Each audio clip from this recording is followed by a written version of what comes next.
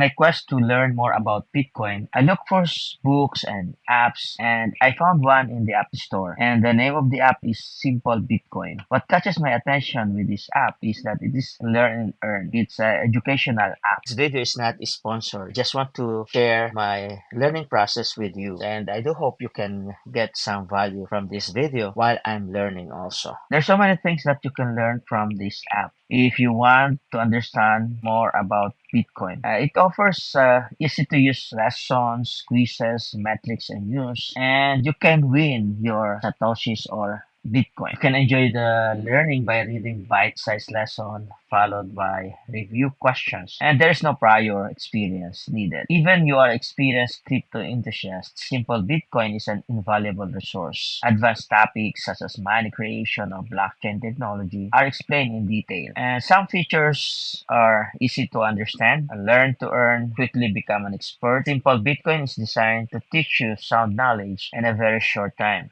After completion, you will receive your free Bitcoin certificate. And there's an integration of integrated quizzes in every chapter. And there's a Bitcoin glossary for some terminologies. Topics that are being covered in Simple Bitcoin app are history of money, functions of money, hard money, tax to flow, money creation, digital hard money, blockchain, and so on. Some questions are answered in Simple Bitcoin. For example, how is money created? There's so many questions here that are being answered in this app. There are four tabs at the bottom: the course, the news, the data, and the profile. The course first, Bitcoin beginner. Get started with your journey with a beginner course. Starts with money, then Bitcoin, blockchain, meets one, mining, wallets, and limits. And you will be given beginner certificate. Then advanced Bitcoiner. You will be given advanced certificate also once you have completed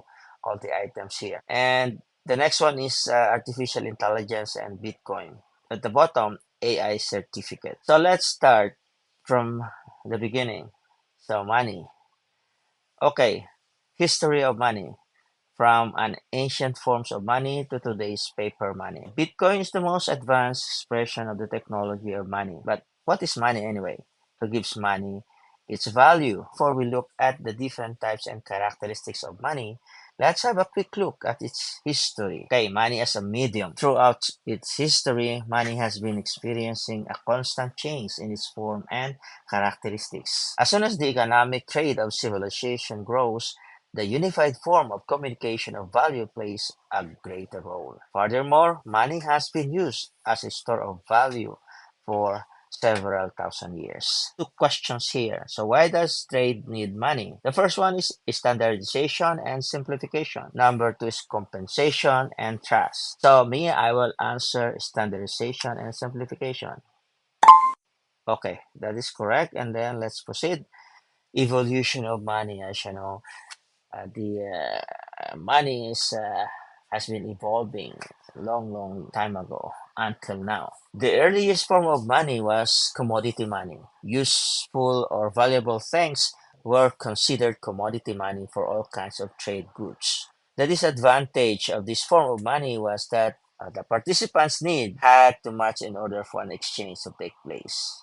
Then the currencies. A currency is a certain type of money. The type of money officially accepted by the state is also known as the currency unit. It is usually available in the form of bills or coins. However, digital transactions will play an increasingly important role in the future, which we are already using it. There are currently more than 150 different currencies worldwide. So there are two questions here of which currency is used as the reserve currency.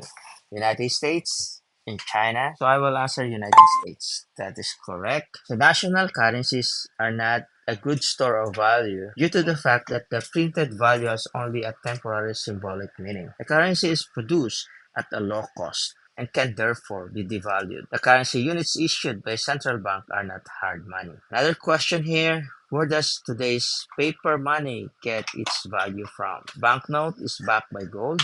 Banknotes get their value from trust. So which one do you think is correct? I will answer banknote. Which is correct. A national currency loses its function as money over time. The only money that has been proven to last is money that acts as a permanent store of value due to its properties. And gold, for example, has been used as money since the 16th century BC as a result of its hardness. Let's proceed sound money. Sound money, hard money, is money that is not easy to produce. In the antique as well as in the Middle Ages, gold was used because people expected certain durability and stability of value from the precious metal. Therefore, in order to produce good money, a certain amount of work is required. The colonial era in Africa between the 16th and 20th century, glass beads were common as currency in the large part of Africa. The production of beads in Africa was costly, and so beads were perceived by the locals as hard money. During colonial times, many European countries produced large quantities of these beads in order to gain a financial advantage through artificial inflation. The beads were thus no longer hard and sound money. Question here. The African pearls were devalued by overproduction or buying up? Overproduction. SF equals stock overflow. To measure the hardness of money, the stock-to-flow ratio is used. The ratio is calculated by dividing the total stock by the annual flow of a commodity. The resulting ratio indicates how many years are needed to double the current stock. Sample calculation with gold. Gold has an annual production of about 2,500 tons, and the current global stock is estimated at about 205 tons end of 2021. 205 tons stock divided 2,500. The flow is 82. The greater the resulting value, the harder the money. Supply is key. Goods are particularly suitable as store of value when their supply is completely inelastic. Therefore, a maximum change in demand does not cause a change in supply. In practice, however, there are hardly any goods whose supply is not changed by increasing demand. Functions of money. Money must be a means of exchange or payment, store of value, and a unit of account. The better a good fulfills these functions, the more likely it is to be considered money. If the acceptance of money increases or if it is imposed by the state, a collective subjective value of the good is created. What does the collective subjective value express? Social acceptance of value, individual acceptance of value. I will answer social acceptance of value. Okay, that's correct. Means of payment. In an economy without a generally accepted means of payments, a transaction between two parties must be based on a double agreement of their exchange needs. Means of payment. In an economy without a generally accepted means of payment, a transaction between two parties must be based on a double agreement of their exchange needs. This is simplified by using money as a means of payment. By definition, means of payment are transferable, unitary, and countable assets that serve as compensation. Unit of account. Prices are expressed in monetary units.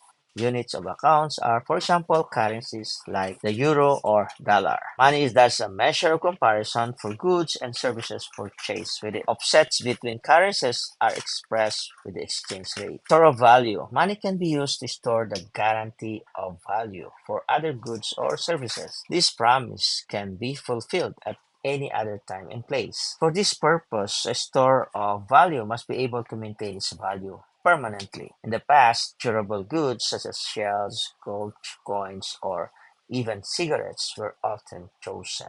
Okay, what we discuss now is history of money, sound money, functions of money, and creation of money. Money creation. Currencies are created and issued by central banks in all major economies. A national currency is an artificial good that is subject to a central authority and its quantity is dependent on political sentiment. Artificial money is so-called fiat money, has no material intrinsic value. Okay, at first, the money is issued by the central bank. This ensures, for example, that monetary policy actions are properly managed. The central bank money is available to the public only in the form of cash. The credit money. Commercial banks generally hold only 1% of central bank money, so a so-called reserve requirement, only 1%. The other 99% of the money is created by commercial banks out of nothing but a balance sheet extension. Nice to know.